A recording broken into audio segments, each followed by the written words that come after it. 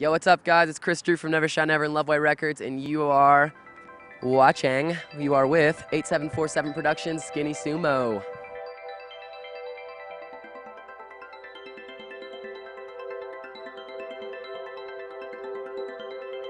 Nothing is real. I know this cause I made a deal with the devil. He told me that What's up, everybody? It's Big Brian here with Chris Drew of Never Shout Never. See that right there? They're here in Salt Lake City. We got a whole entire crowd of people trying to get in the venue right now to see you. How you feel about all these people? Dude, it's amazing, man. It's such an eclectic bunch, too. You know, a lot of young kids, a lot of older kids. Like, everybody's kind of together, though. A lot of parents, even, you know, and that's what I like. That I like relating with everyone because I feel like everyone. You know, I got a little bit of my mom, a little bit of my dad, a little bit of my brothers and sisters in me, a little bit of my friends, fans. You know, I'm eclectic because they're eclectic. You know. It's good. Eclectic makes you a better artist, definitely in all sorts of aspects and respect. Exactly. You said that as you're describing your music right before we got on camera.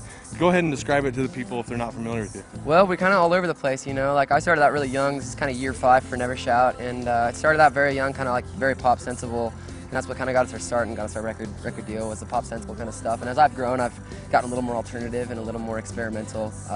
This last record we put out, Time Travel, which is like, I mean, it's a trip, you know. That's what it comes down to. It's a trip, and it's about traveling through time and traveling through my own existence and through past lives, and it's super trippy. But we're about to get back to our roots and make a little more pop sensible stuff, make a little bit of country, make a little bit of electronic, make a little bit of grunge. This next record's gonna be 12 to 15 songs, every song a completely different style. Cool. And you said that you've worked with Butch Vig, who's famous for working with Nirvana and some other big bands Smashing like that. Pumpkins, yeah, Pumpkins. a lot of my favorite groups. So what was it like working with someone who basically coached your idols?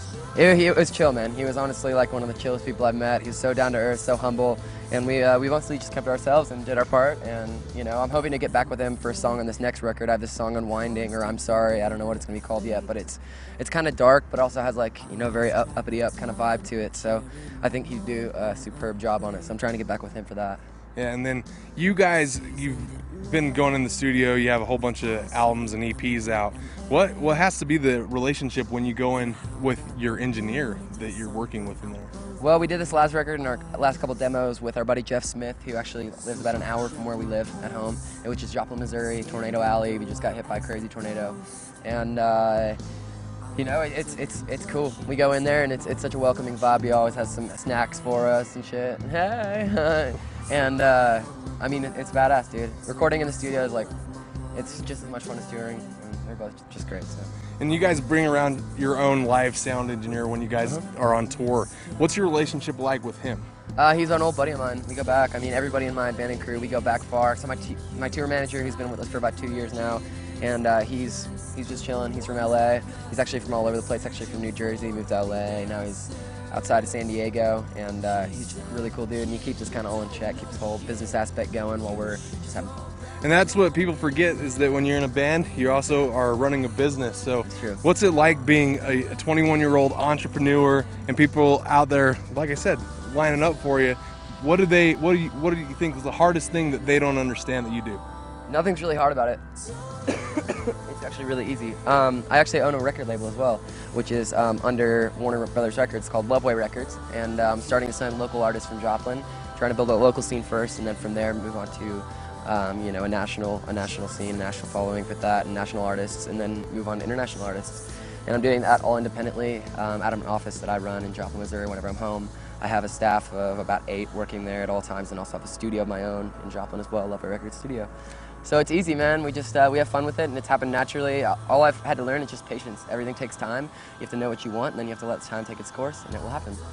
So if you had just one bit of advice for students out there that are either studying music, they're studying, you know, engineering, they want to do something like this, what's a word of advice you got? Take advantage of the times, take advantage of technology, and take advantage of social media, because it's an easy way to get in touch with people that you could never get in touch with internationally, nationally, locally, everywhere. So take advantage of the times. That's what I'm doing, and it's working. And it's really fucked up how good it's working. So.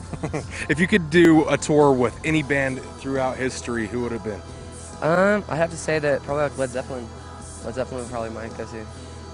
good choice, I think, right there. Led Zeppelin. And then number 2, if it couldn't be Led Zeppelin, then someone that's alive still, who would it be? Bob Dylan. Bob Dylan? Yeah. There you go. There you have it. So we're here again, Never Shout Never, and we thank you guys very much. And we're going to enjoy the show tonight. You guys should too. And we're here with Chris Drew. Like I said, this whole crowd of you guys that watch him from home that are actually standing there right now while we're interviewing, but this is on YouTube. So Big Brian with Skinny Sumo 8747 Productions signing out. We'll see you guys next time.